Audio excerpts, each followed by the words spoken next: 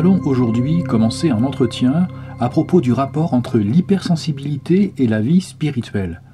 Dans cette première partie, nous verrons les différences nettes entre les deux réalités et un autre entretien expliquera comment un hypersensible peut accéder à une vie spirituelle. Je vais prendre deux exemples de manifestations de la vie spirituelle qui sont très différents l'un de l'autre, l'expérience soudaine et la mise en place d'une discipline. Suite à un moment crucial, une expérience ponctuelle peut bouleverser le cours de la vie, un truc qui survient sans qu'on s'y attende. Et une telle expérience laisse par contre une trace profonde. Il arrive que l'on change de mode de vie suite à une expérience de ce genre-là, ou si la vie d'avant continue, elle a un sens tout à fait nouveau. Et c'est le cas typique des conversions, par exemple. Pour ce qui est de la discipline, c'est une vie spirituelle qui peut s'inscrire dans le temps, par choix, dans le cadre d'une démarche librement acceptée. Ce n'est pas suite à une expérience ponctuelle que la vie spirituelle s'inscrit, mais dans le temps. C'est le cas typique des religieux. Ils suivent une discipline ordonnée, régulière, et la vie spirituelle en est le centre. Ces deux modalités ne sont pas incompatibles l'une par rapport à l'autre. On peut, suite à une expérience forte, adopter une discipline de vie, comme on peut, en vivant dans un cadre précis, vivre un moment très fort, ou même plusieurs. Et d'une manière générale, chez les personnes qui témoignent de cette vie spirituelle, on peut souvent observer certains points communs. La confiance, la sérénité, une liberté profonde, de la joie, souvent également de la compassion, de l'empathie et une profonde bienveillance.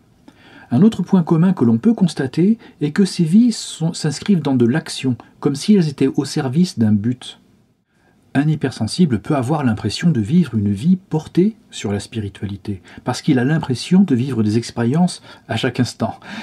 En plus, il semble éprouver ce que je viens de décrire, c'est-à-dire de la compassion, de l'empathie, avec des intentions bienveillantes. Et ce ne serait pas juste de dire que ça n'a rien à voir avec la spiritualité ou avec une certaine noblesse d'âme, par exemple.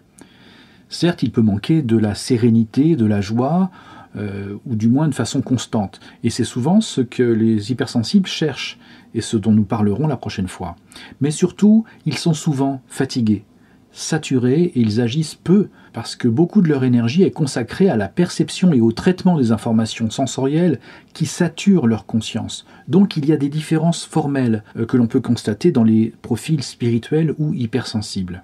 Une personne habituée à réagir de manière hypersensible change de cap régulièrement, elle est guidée par son feeling, son état d'esprit du moment. Il ne s'agit donc pas de conversions successives, par exemple, ça n'a rien à voir. De même pour les habitudes et la discipline régulière, parce qu'une tension va s'opérer entre les deux formes d'habitude. Je m'explique. Les habitudes venant de la discipline, indépendamment des états d'âme, servent de base et de règle à la vie ordonnée spirituellement, alors que l'habitude de réagir à ce qui est perçu et accumuler comme ça des vécus successifs conduit au contraire à changer souvent de mode de vie. Et le fait donc de suivre une discipline va conduire l'hypersensible à éprouver des sentiments, des émotions qu'il va vouloir suivre en s'occupant d'autre chose ou en faisant évoluer ses habitudes. Donc, tôt ou tard, il va s'écarter de la discipline. Alors, que se passe-t-il de différent pour l'hypersensible ? Eh bien, l'hypersensible met en empathie, par contact avec les émotions, les sentiments, le vécu des autres. Et toutes ces impressions embarrassent, et donc l'hypersensible a besoin de paix.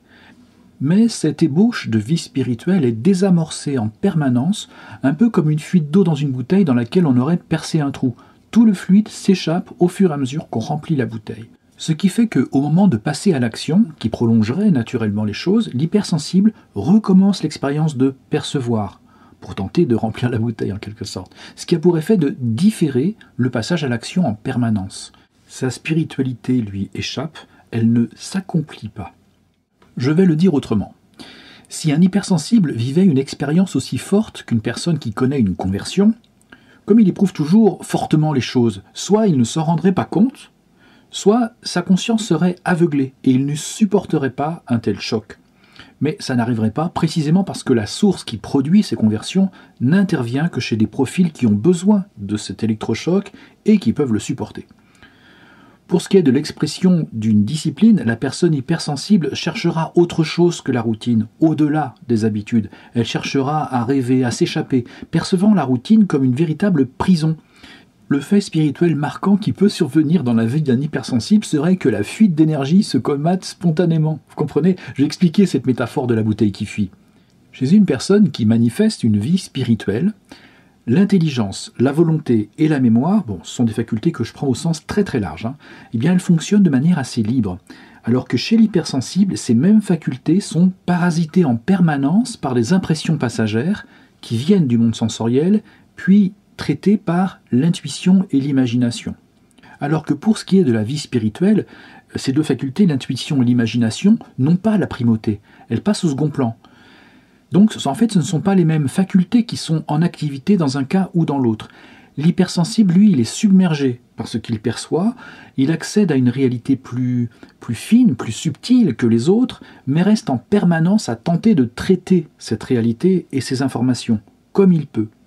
Là où la personne ayant une vie spirituelle sera passée à l'action sans s'occuper de son vécu ou de ses états d'âme, sa personnalité sera, si vous voulez, en quelque sorte coordonnée ou orientée ou dédiée à quelque chose qui dépasse la personne. Donc les facultés ne sont pas les mêmes, mais ce qui est pris en compte n'est pas non plus la même réalité. D'un côté, il s'agit de traiter les informations sensorielles intuitivement, et de l'autre, il s'agit en quelque sorte d'être en mouvement de façon entière et coordonnée. Ce qui fait que ce qu'éprouve un hypersensible ne relève pas forcément de la vie spirituelle, même s'il y a des points communs apparemment, comme je le soulignais tout à l'heure. Donc ce sont deux choses bien différentes, mais qu'il ne s'agit pas non plus d'opposer pour autant. Et nous verrons dans l'entretien suivant ce qu'un hypersensible peut chercher réellement et comment il peut rejoindre une vie spirituelle qui lui soit adaptée sans risquer trop d'égarement ou de confusion. À bientôt. Allez, salut.